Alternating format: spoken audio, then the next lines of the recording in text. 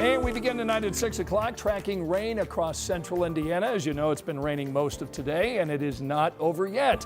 So that's why we're starting here in the Weather Center. That's right. Angela joins us now with a look at what is to come weather-wise. Quieter weather for most of us, but we're still dealing with the rain and storms in the eastern part of the state. We had a handful of severe thunderstorm warnings this afternoon with storms that produced wind gusts of 55 miles per hour and some golf ball size hail. And if you were under one of these storms, you know just how much lightning, how noisy it was with these thunderstorms today. The warnings now impacting the southwestern sections of Ohio. So locally, no warnings. However, still tracking some very heavy rain from Newcastle to Cambridge City, Economy to Richmond, Connorsville to Liberty, and then north as we head north along 27 into Winchester and Portland. Still some lingering showers. Gas City, Fairmount, Summitville, Alexandria, and Anderson as well. But that is the back edge of this line of rain and storm. So it will be coming to an end for all of us within the next hour. Evening temperatures in the 40s. We're going to be close to 50. That's it for a high tomorrow. Cloudy and cool in that Wednesday forecast, 42 at 7 a.m. Highs near 50. We will look ahead to another rain chance Thursday into Friday this week in the 7-day. All right, we'll see you in a little bit, Angela. Thanks. Tonight at 6, we're looking at new insight into the Boone County prosecutor's decision to charge a homeowner for shooting and killing a cleaning lady who showed up at the wrong house. That involuntary manslaughter charge has drawn quite a few questions. And so tonight, our Ella Rhodes headed to Whitestown, where she got some answers. Neighbors tell us this has always been a pretty quiet and safe neighborhood. They didn't want to go on camera and talk with us, but they did tell us that they are happy to see that the Boone County prosecutor filed charges. The Boone County prosecutor charged this homeowner, Kurt Anderson, with voluntary manslaughter, a charge IU law professor Jody Madera says is fair. Charging voluntary manslaughter aligns the fact that Anderson shot at a moment when he did not have a reason to, and shot intentionally, overreacted, again, with the fact that he did so without malice. On November 5th, Maria Florinda Rios Perez and her husband showed up to his home for a cleaning job. Sadly, they had the wrong address. The homeowner told police he felt threatened. That's why he says he shot through the front door, tragically killing this mother of 4. Madera says the prosecutor made the right call. The facts from Anderson in the police report don't qualify as self-defense. That this did not undermine Indiana's self-defense law. So he basically said that the self-defense component was irrelevant because the facts did not trigger it. The report says Anderson didn't call out to the people on the other side of the door, and he didn't call 911 until after he shot his gun. Firing around through a closed front door at people who never entered the home does not satisfy those requirements.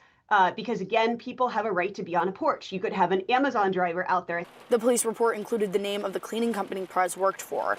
We went to the office, but no one answered. They told 13 News they will eventually provide a statement. The Castle Doctrine or self-defense still does not equate a license to shoot through doors. Indiana statute removes any duty to retreat, but it does not erase, again, that objective reasonableness component of the self-defense law.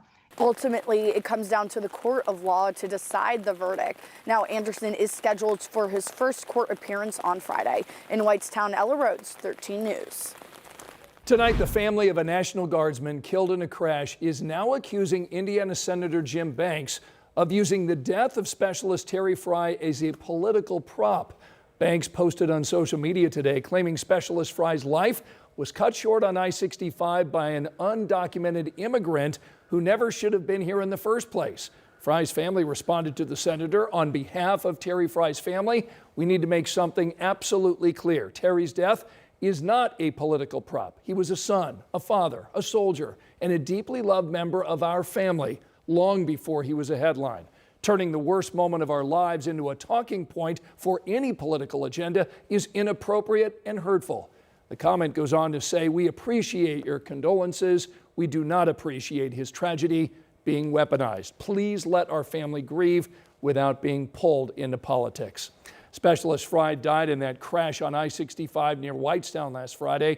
That crash report released today reveals the driver of a dark blue Dodge Ram with a trailer attached changed lanes abruptly. Investigators say the Humvee went into the grass median and crashed trying to get back on the road. Governor Mike Braun says he's exploring all options at his disposal now to compel Indiana state senators to show up and vote on the question of redistricting. The governor issued that statement right after members of the Senate and House voted not to reconvene until January 5th.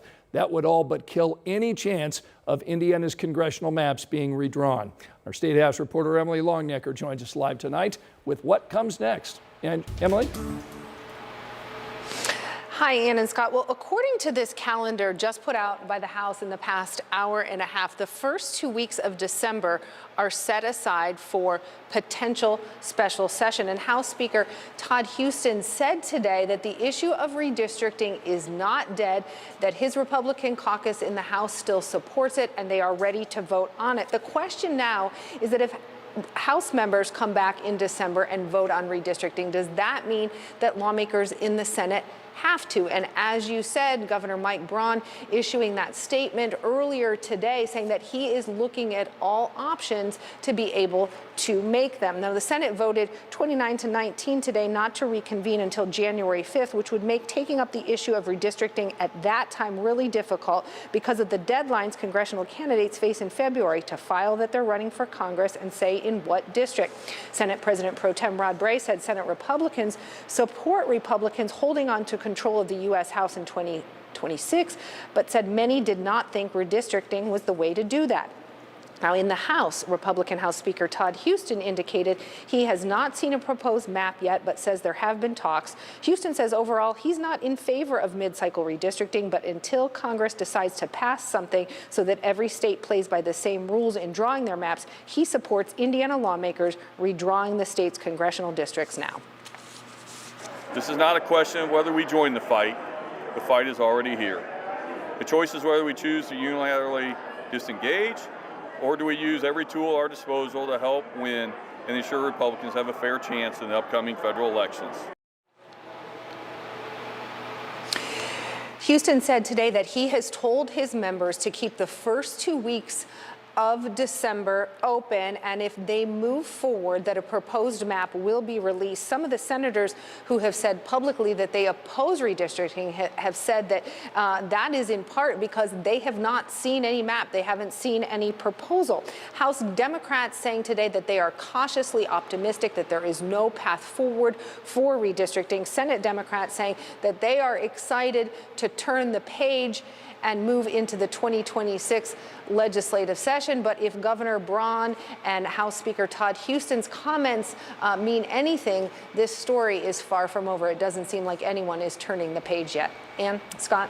Yeah, we know you'll continue to cover it from the State House. Emily Longnecker, thanks so much. We've been following this redistricting debate for months now. Our Dustin Grove breaks down where things stand tonight following the president's comments tonight at 7 on a special episode of Crossroads Politics. You can watch that show tonight over on WTHR+. Tonight, residents in downtown Indianapolis are pretty upset over the lack of safety at one very busy intersection. They want the city to do something to make it safer following a fatal accident. They're hoping changes will take place at the intersection near Mass Ave and Madison. Our Matthew Foltz talked with residents and businesses today about what they want to see done. It's one of downtown Indy's busiest routes. This 6-stop intersection along Mass Ave near Madison and College. I see countless people run red lights here every single day. An intersection causing concern for resident Jeffrey Tompkins, who lives right around the corner. People are fed up, and our most vulnerable residents are still vulnerable to these drivers. His frustration is not only with drivers, but these orange barricades at the intersection. The Chatham March neighborhood is sick of seeing these orange barricades.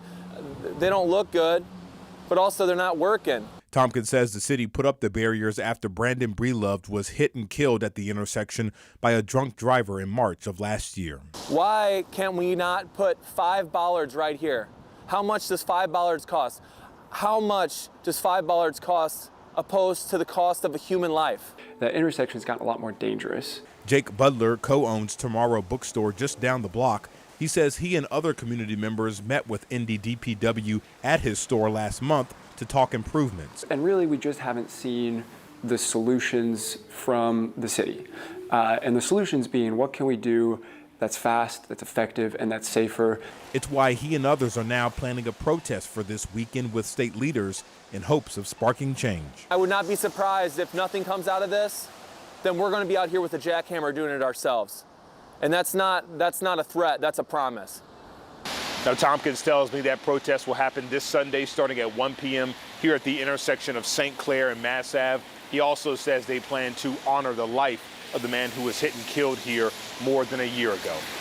Reporting in downtown Indy, I'm Matthew Foltz, 13 News. Thank you, Matthew. We did reach out to the Indianapolis Cultural Trail and DPW today. DPW says they do have plans. They're going to install permanent structures that will replace the orange barriers. They also plan to add 6-inch curbs and add dotted yellow centerline markings through that intersection. The Cultural Trail says they understand the concerns and they do plan to support DPW in making these changes. We have more of their statements for you to read at WTHR.com right now.